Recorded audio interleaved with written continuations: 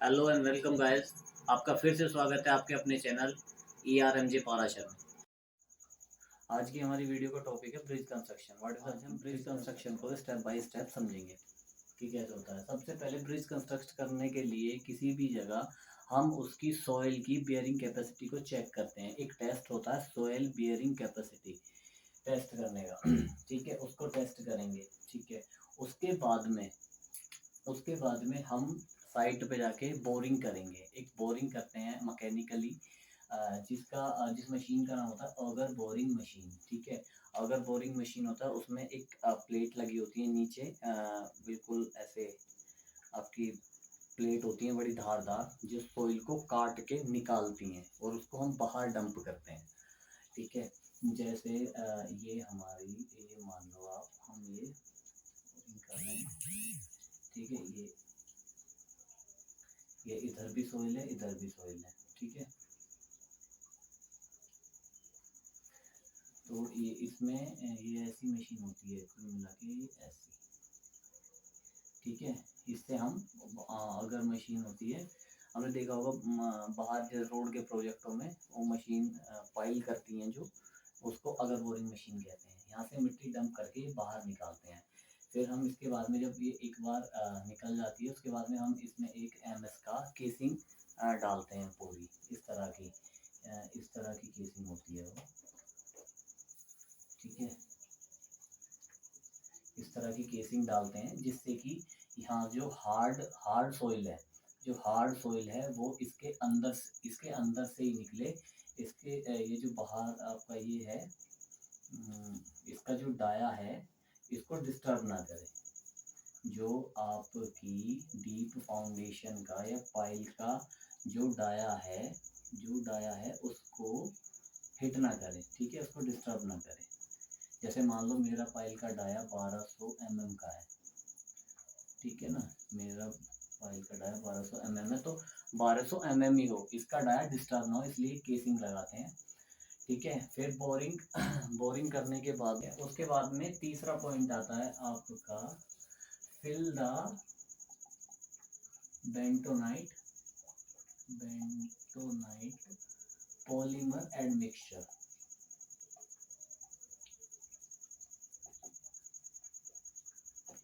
उसके बाद में हम जब हमारा ये पूरा बोरिंग हो जाता है, ठीक है, हम सारी सॉइल को बाहर निकाल के डंप कर देते हैं, तो उसके बाद में हम एक पाइप के थ्रू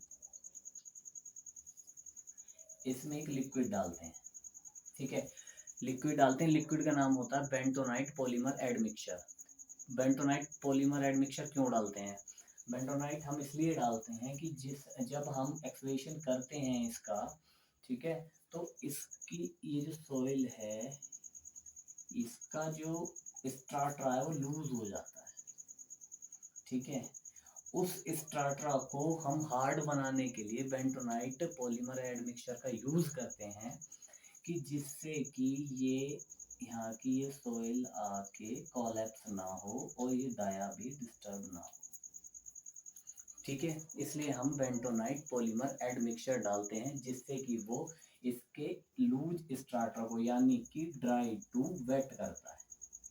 ठीक है, ड्राई टू वेट करता है, इसके स्ट्राटा को हार्ड बनाता है।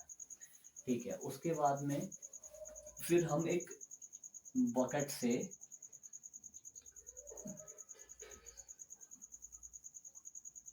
एक बकेट से हम यहाँ पे को लास्ट में एक सॉलिड पार्टिकल डालते हैं। लास्ट में। ठीक है, फिर उसके बाद में हम एक टेस्ट करते हैं, सोनिक लॉगिंग टेस्ट।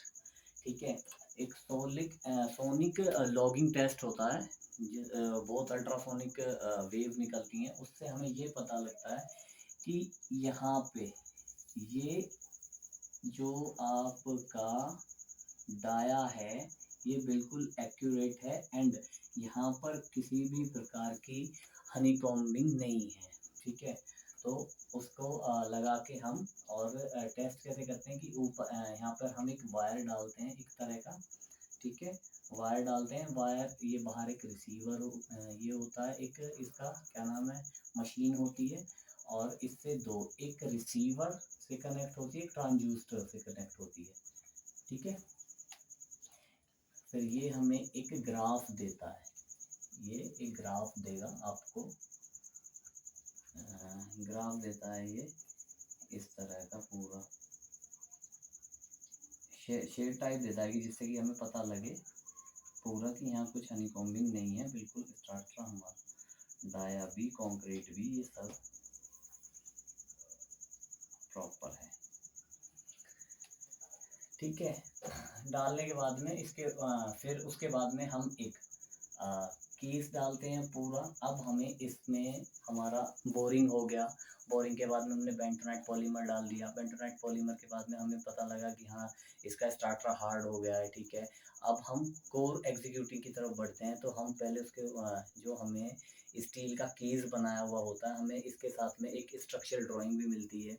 ठीक है, स्ट्रक्चरल ड्राइंग में सारा ये आरसीसी मेंबर होते हैं होता है, तो इसलिए स्ट्रक्चरल ड्राइंग इसमें मेन पार्ट रोल करती है। अच्छा, स्ट्रक्चरल ड्राइंग में सारी स्टील का सब कुछ दिया होता है कि कौन सी स्टील कहाँ पर है, कौन सी। एक अभी मैं पिछले प्रोजेक्ट पे काम कर रहा था देन, तो उसमें 16 नंबर ऑफ स्टील थी पूरे स्केज में, 16 नंबर ऑफ स्टील थी। ठीक है ना, और ये हमारा ये इसकी बाइंडर। ठीक है, फिर हम केस डालने के बाद में हम स्टील का बाय मैकेनिकली ही केस डालते हैं, सॉरी केस डाल के केस अंदर डालते हैं। ठीक है, फिर हम पार्ट आता है कंक्रीट करने का। फिर हम करते हैं कंक्रीट। कंक्रीट कैसे करते हैं? कंक्रीट के लिए हम इसमें एक ट्यूब लगाते हैं, टर्माइट ट्यूब। कंक्रीट इसमें हम टर्माइट ट्यूब से करते हैं, टर्माइट ट्यूब लगाते हैं। टर्माइट ट्यूब इसमें आ जाती है आपका पूरा यहाँ तक। ठीक है, ये टर्माइट ट्यूब आ गई। फिर इस पे एक फनल लगा होता है आपका, ये फनल होता है। ठीक है, इस फनल में हम कंक्रीट कर रहे होते हैं। ठीक है, या तो टीएम से करें या ट्रांजैक्शन मिक्सचर हो गया आपका, टीएम हो गई या कुछ भी। हम यहाँ से धीरे धीरे धीरे धीरे उसको कंक्रीट करते रहते हैं, करते रहते हैं, करते रहते हैं, करते रहते हैं, वो पूरा पूरा पूरा फिल हो जाती है ये। ठीक है, कंक्रीट करने के बाद में हम इसमें एक्सवेशन करते हैं। ठीक है, इसको ये हमारा ये इतना, हम इसको पूरी कंक्रीट को ये cut off the pile level, ये cut off the pile level होता है। हम इसके ऊपर से इसकी आरसीसी यानी कि इसकी कंक्रीट को डिसमेंटल करते हैं। डिसमेंटल करते हैं भाई, मैकेनिकली भी कर सकते हैं और मैनुअली भी कर सकते हैं। ठीक है, मैकेनिकली हम इसको इसकी कंक्रीट को डिसमेंटल करते हैं। क्यों करते हैं? क्योंकि जितनी भी इम्प्योरिटी होती हैं हमारी बॉटम में, बाई थ्रू एक्वा प्रेशर से वो सारी ऊपर की ऊपर जमा हो जाती हैं। फिर उनको दूर करने के लिए इसको डिसमेंटल करते हैं। तो इस और बाकी जो इसकी स्टील बची हुई रहती है उसको ऐसे ही रखते हैं। उसको हम बॉटम में ये इसकी पाइल की कैप के साथ में बाइंडिंग कर देते हैं, पाइल की कैप के साथ बाइंडिंग कर देते हैं। अब हमारा यहाँ तक एग्जीक्यूट होने पर इसके ऊपर हम बनाते हैं एक, ये हमारी पाइल हो गई है।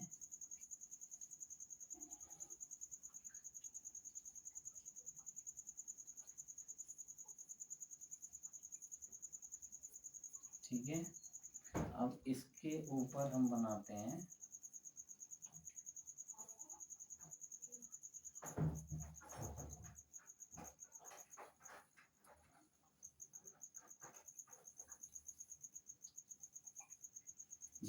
ये होती है पाइल कैप। पाइल कैप, इसका भी पूरी स्ट्रक्चर ड्राइंग होती है कि कैसे कैसे हमें बॉटम में मैश करना है। ठीक है, कैसे कैसे टॉप में मैश करना है स्टील अपना।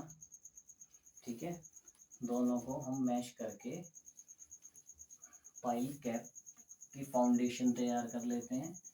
पाइल कैप की फाउंडेशन में आपका बॉटम बॉटम का बाइंडर, फिर चेयर आती है, फिर टॉप का बॉटम, टॉप का मैश आता है। उसके बाद में हम उसकी कंक्रीट कर देते हैं। फिर उसकी कंक्रीट करने से पहले जब हम पाइल कैप के ये हमारी 4 पाइल हो गई हैं मान के चलो, ठीक है। इसके सेंटर में हम पियर खड़ा करते हैं, इसके सेंटर में हम पियर खड़ा करते हैं, ठीक है। यहाँ से हमारा ये पियर निकलेगा, यहाँ पे ही पूरा स्ट्रक्चर पियर की स्टील का भी दिया होता है। उसके सेंटर में हम पियर को खड़ा करते हैं, पियर यहाँ से निकलता है। पियर के बाद में फिर पियर भी ऐसे ही कास्ट करते हैं हम। फिर पियर के ऊपर होती है पियर की कैप, ठीक है। पियर की कैप होती है आपकी ऐसे, ठीक है। पियर कैप के ऊपर पियर की पियर पे प्लेट होती हैं और फिर प्लेट पर गिल्डर को लगाया जाता है। तो ये पूरा एक प्रोसेस होता है, पूरा स्टेप होता है ब्रिज बनाने का, ठीक है। ब्रिज के कंपोनेंट क्या क्या होते हैं? कंपोनेंट होते हैं ब्रिज के